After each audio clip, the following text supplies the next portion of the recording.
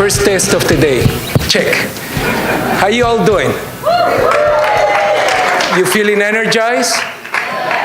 My name is Jose Etcheverry. I am the candidate for the Green Party of Ontario for Markham-Stouffville.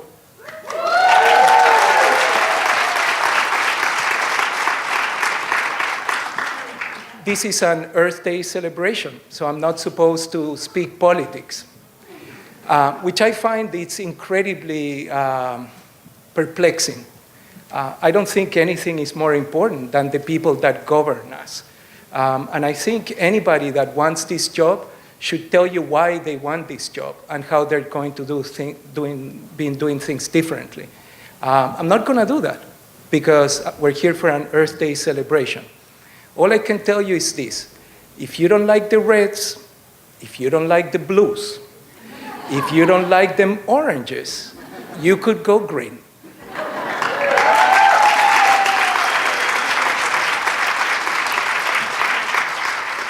So how do you introduce a panel like the one we have without going into the dark places of the destruction of the planet?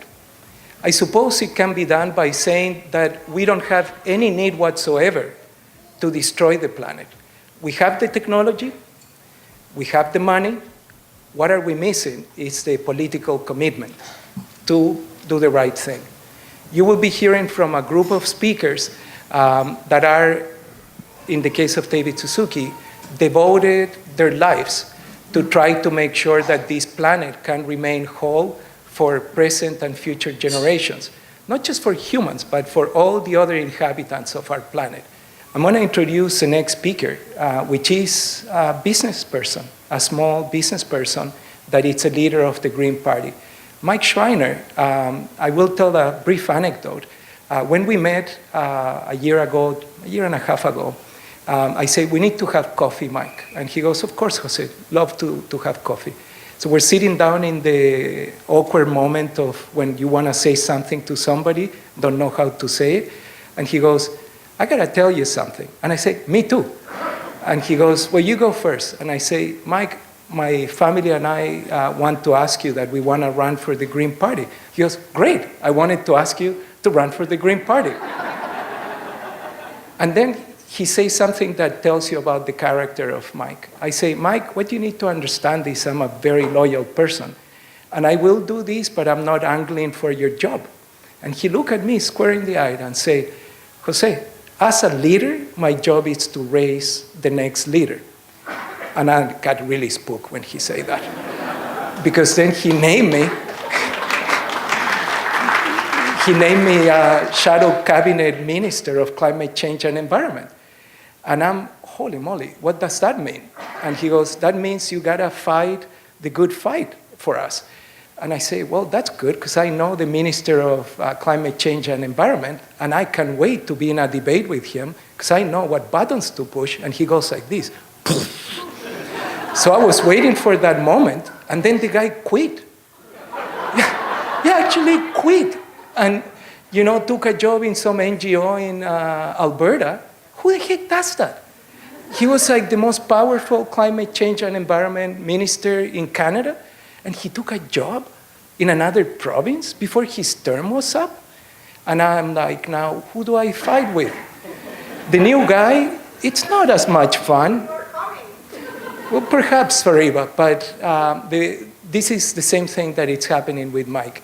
Even though he has not yet won his seat, I think he's got a really good chance in wealth. Yeah. Yes, he does. And this is not hippy-dippy wishful thinking. Why I know that is because I went canvassing door to door in wealth with him. And he said, Jose, we go to the most red area of wealth where people are like true blood red. And I'm like, okay. So I'm knocking on the doors. We're here for the job interview. Excuse me? What job interview? Don't you know there's an election in June 7th? And Mike Schreiner lives in wealth and he's running for the job. And they say, well, that sounds good, tell me more. Well, why do I tell you more? He's right there. Hey, Can you come over, Mike? And he'll run across the street. And that was one less red, one more green. That's his style. So let's give him a good round of applause.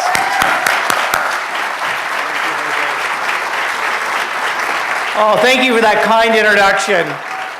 Thank you all for being here tonight. We really appreciate it. I just want to take a moment to acknowledge that we're on the traditional lands of the Mississaugas of the New Credit, and this is Williams Treaty Land.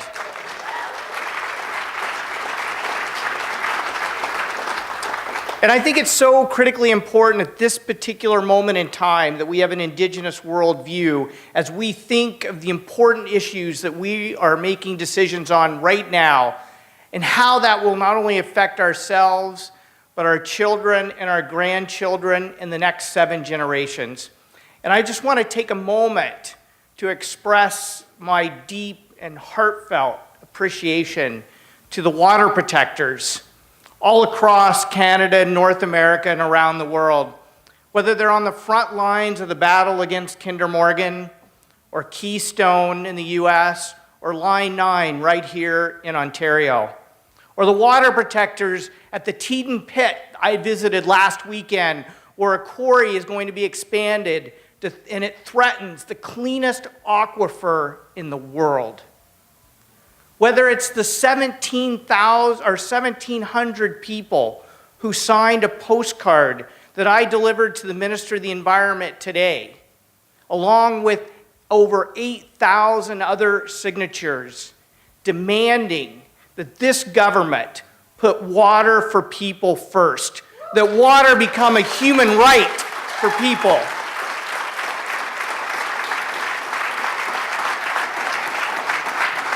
And I know there are many environmentalists in this crowd. I'm looking at many of you, David Suzuki being the most prominent. There are many of you in this room tonight, and I want to thank you so much for your tireless work and your effort to protect the people and places we love in this province and around the world. And I just want to take a quick moment to just say a huge shout out to Karen and Jose, 2 amazing candidates here in Markham.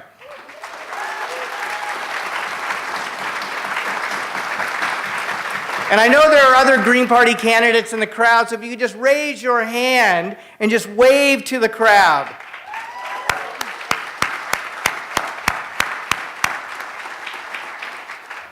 I'm so proud to be a part of a team that is saying we are going to fight for jobs that put people and planet first.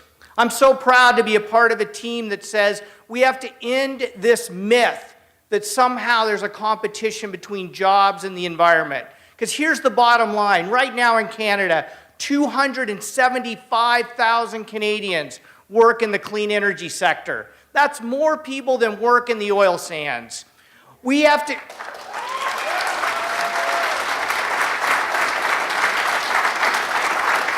You know, the NHL playoffs are happening right now, and Wayne Gretzky, the great one, became great because he skated to where the puck is going and not where it's been. And the puck is going to where the clean economy is.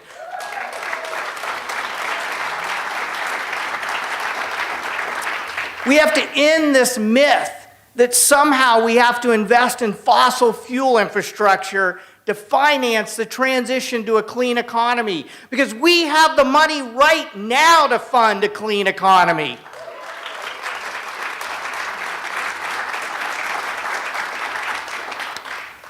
In this province, we are at a critical moment because we have run out of time to negotiate around climate action. It is time to leap into the future right now and create the low-carbon economy that's going to protect this planet for your children, my children, and the next 7 generations.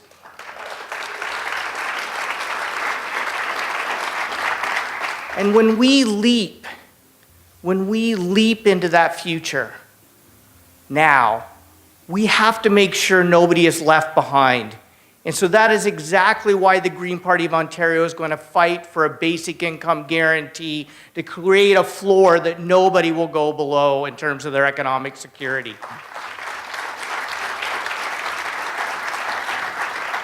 That is why we are going to fight for everyone to have a place they can afford to call home. That is why we are going to fight for affordable, accessible public transit, electrified to connect and power our communities. That is why we are going to fight for streets that are safe for cyclists and pedestrians and our children to play in. And that is why we are going to fight to protect the places we love in this province. We're the only party that has the courage to stand up to the most powerful lobby in this province and say no to tripling your electricity prices to rebuild outdated, overpriced nuclear plants.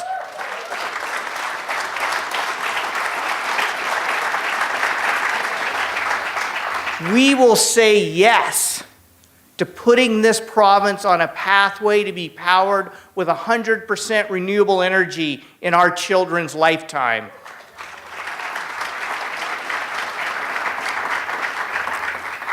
And I am still proud, but deeply saddened, actually, that I am the only political party leader in this province who has signed the Food and Water First pledge to protect prime farmland and water sources in Ontario.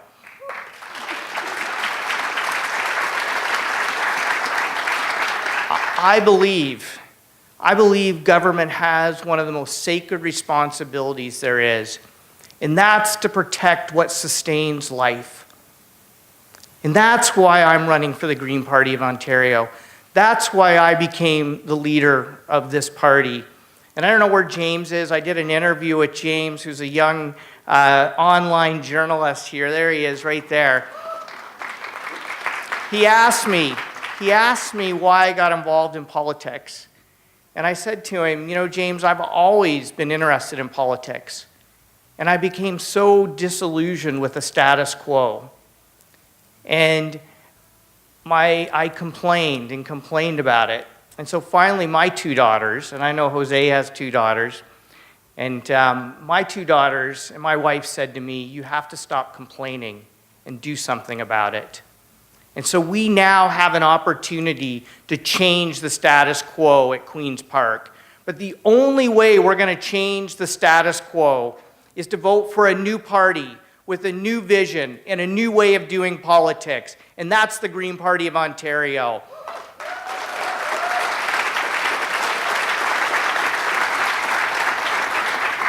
And so I look to Elizabeth May and what she has done to change politics in Ottawa. I look at David Kuhn in New Brunswick standing up against fracking. I look at Peter Beavenbaker, who's now doubled the Green Caucus on Prince Edward Island. And I look to Andrew Weaver and the 3 Green MLAs in British Columbia that are holding the NDP's feet to the fire, holding the balance of responsibility in the government and giving them a spine to say no to Kinder Morgan, say no to the LNG plants.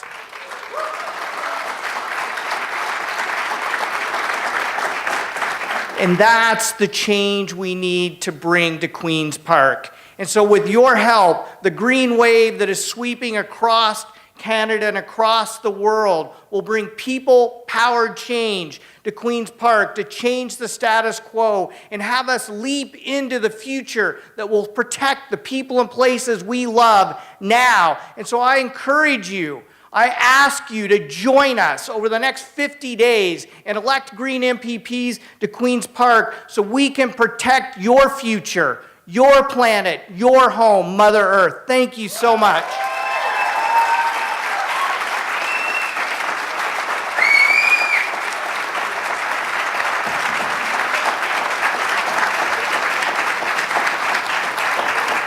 Ladies and gentlemen, the future MPP for Wealth, Mike Schreiner.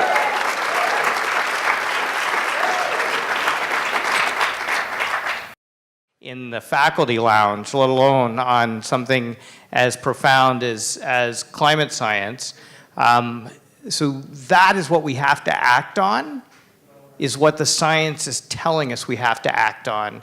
And so that's why addressing the climate crisis is our top priority. and we will follow the science in determining how we're going to do that, because I think politics should be guided by evidence. Hello. My question is about democracy. Hi, I'm over here.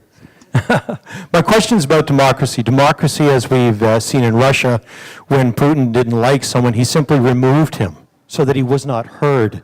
If we are going to have democracy here in Ontario, Mike, how do you get to be on the debate, and what can all of us do to simply say, we would like to hear from you? Whether or not we'd like to vote for you, to have a pure democracy, we need to hear from everybody. Well, thank you for that. So, the person who seems to be the most afraid to debate me is Doug Ford. So the person with the most bluster seems to have the most fear.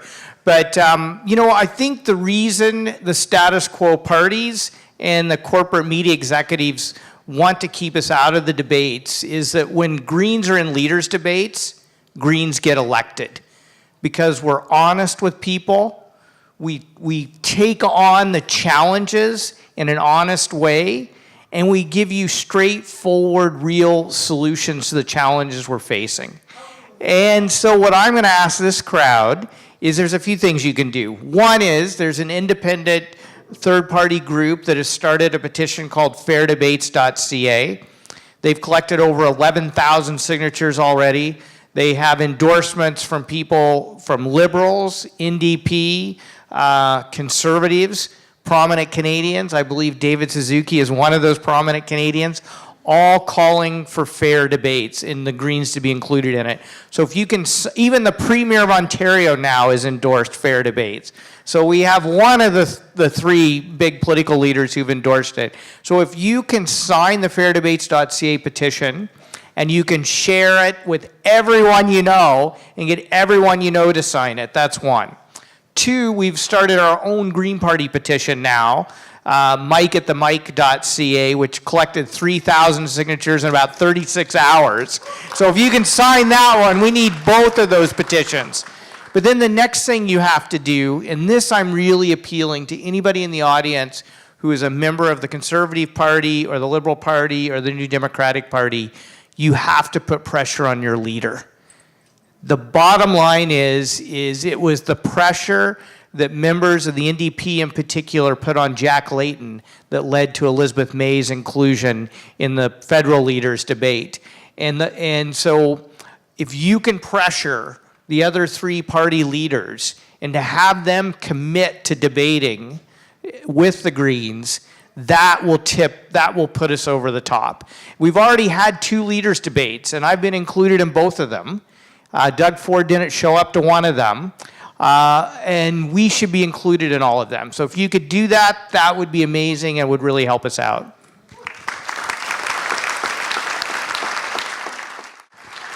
Thank you all for coming out tonight. I just want to say thank you all for coming out tonight. I know Jose and Karen, I'm assuming you'll be here to answer questions if people want to come up and ask personally. And have a wonderful night and a safe trip home. Thank you. Happy Earth Day. Thank you, everybody.